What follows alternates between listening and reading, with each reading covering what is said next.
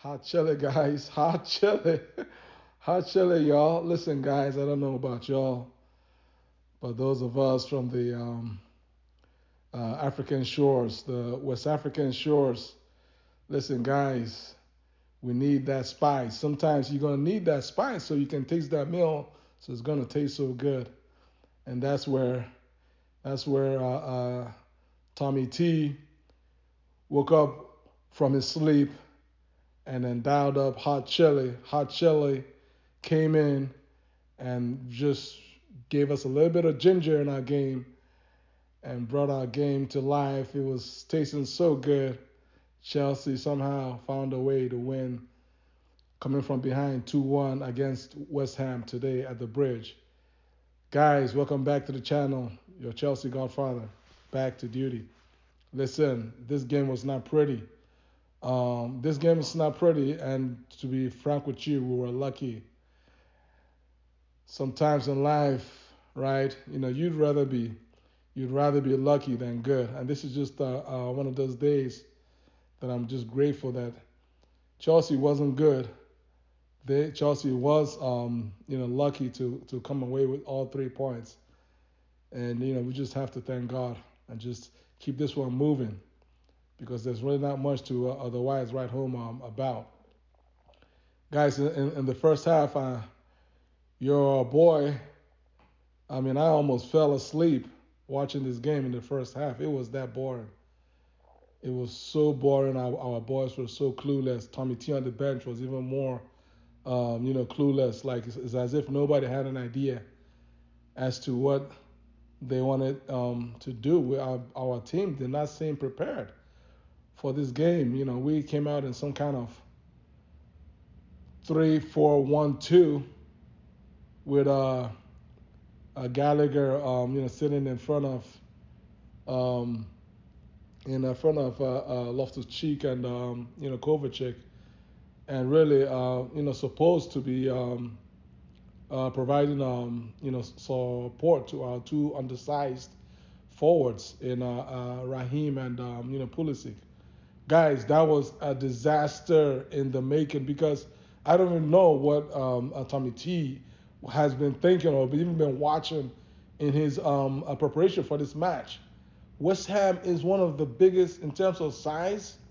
In terms of size, guys, West Ham, I believe, if they're not the biggest squad, in the league, they're definitely one of the top two or top three in terms of their defenders, in terms of their two holding midfielders, Declan Rice and Suchek. Those guys are massive.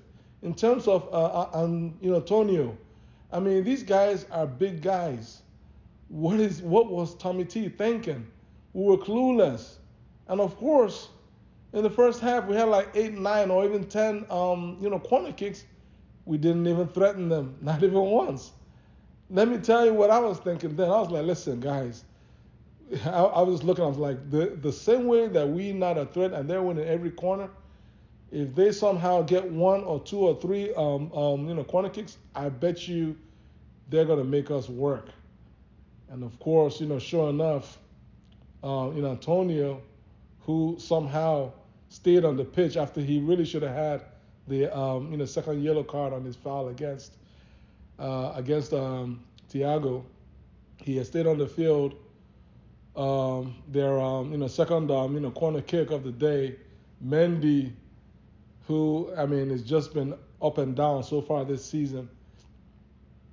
It was a simple ball. All Mendy had to do, with his big frame, is just be brave, stand tall, be brave, and just use that arm, that fist, and punch that ball far. Mendy did not punch the ball far enough, and Declan Rice whipped the rebound right back in, and of course, Antonio scored from very close range. They were then winning 1-0 at the bridge, like in the second half with about you know 25 or whatever minutes left in the game, and it just looked like there was no hope because up until then Chelsea was lifeless. Chelsea was lifeless. So everything changed. Everything changed once Tommy T woke up from his sleep on the bench, and then brought in Chili B.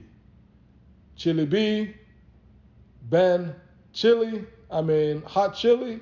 Hot Chili came in and showed our new boy, Cucurella, the way that he's supposed to be doing it as a wing back, as a flying wing back. Sometimes we don't need all that, safe stuff. We need guys that are just forward, thinking, and depending on who you're playing against. Against a team that's, sitting back like West Ham, you need your wing backs to be like, wingers, attacking wingers who have the mindset of, just send that cross in the ball in the box, or make that off the ball run into the box in anticipation of a ball to come in. And that was basically what Chile did. He scored his goal, a goal that defied all laws of physics. Somehow he scored that goal, and then he went on ahead and followed it up with an exquisite cross and assist to Havertz, who my hat goes off to Havertz, because at least in the last game he was just rubbish, but in this game off the bench, Havertz came on. He looked so hungry. He looked like he hadn't had a good meal in like weeks. Havertz looked so hungry, and he went on ahead and it was a world-class finish.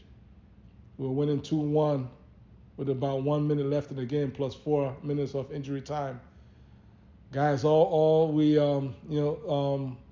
needed to do was just be calm and just see the game out like Chelsea of old. But of course, this is not Chelsea of old. Chelsea of this season, I don't know what this Chelsea of this season is.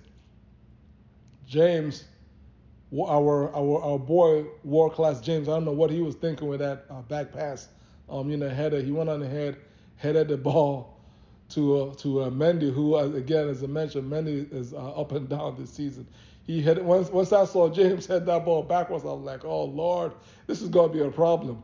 Of course, James then goes on the Mendy goes with his punch, and as usual, Mendy's punch or whatever it is he had tried to do did not go far enough.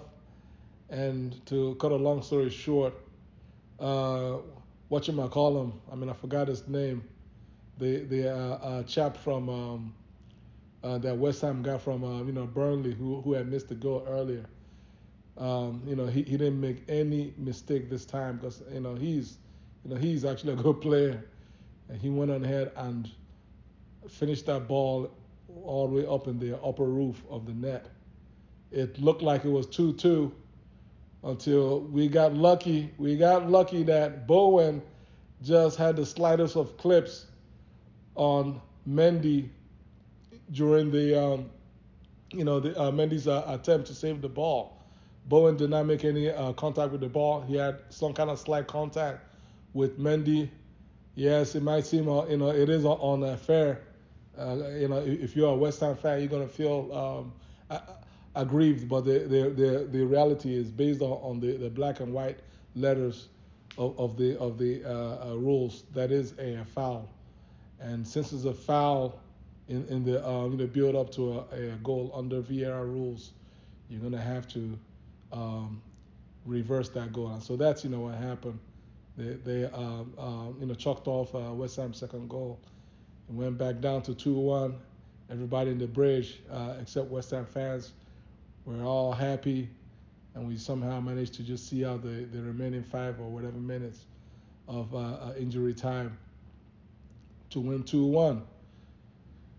So currently we have 10 points. I think we're like fifth on the table for now, and I don't remember which one or two teams might be able to jump us with a win. But guys, it's a long season. Hopefully this was the gutsy effort that we needed to get back on track. Especially with our new boys that came in. Fofana played the game. For his first game, he actually played well. He didn't do anything crazy. He didn't have any crazy errors. he was solid. He was clean. He was pretty much what I had hoped to see, and I expect to see more of him once he gets comfortable in his role on the team, knowing when to use that his pace to move the ball forward and when to stay back and sit, things of that nature. You can tell he's still new on the team. Obviously, it's his first game, so he's kind of playing it safe for now, as he should. So guys, how do you guys feel about today's result? Are you happy? I don't know about y'all, but I'm happy. As I mentioned, on some days I'd rather be lucky than good, and today is one of those days because we were lucky to win this game 2-1. Please hit the like button, share this video, and subscribe to my channel. Take care. God bless you all. Peace.